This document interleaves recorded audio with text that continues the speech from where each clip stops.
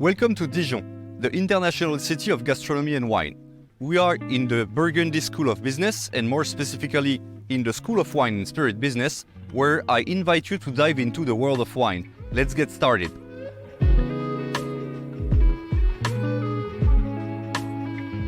Wines are complex products with numerous characteristics that affect taste, image, and consumers' willingness to pay. The diversity of these characteristics naturally leads professionals to ask questions such as: which wine does the consumer prefer? How much are they willing to pay for a particular feature? In the economic environment of wine and spirit course of the MsC Wine Management program, we strive to answer these questions using an innovative teaching method. To learn more about consumer preferences, we conduct a two-step experiment in class. This takes place in the tasting room. Let's have a look. In the first phase of the experiment, we have two bottles of wine with identical characteristics. The only difference is that one of the two wines is biodynamic, while the other one is organic. We conduct a blind tasting of these two wines.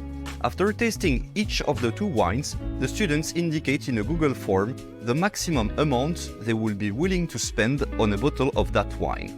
The data is then recorded, and we move on to the second phase of the experiment.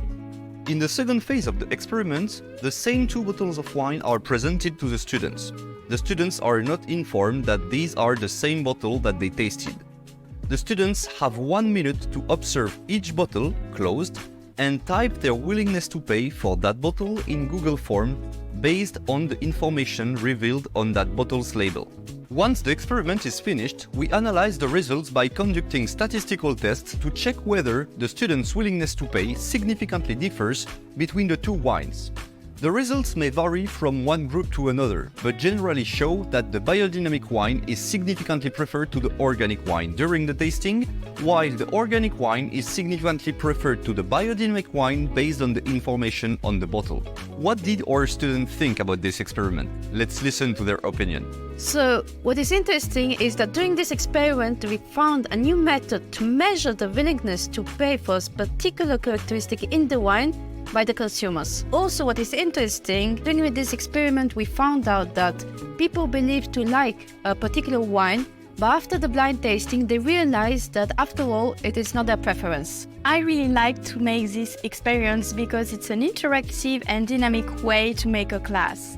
This experiment is also useful because it shows us that statistical tests are important to prove a point.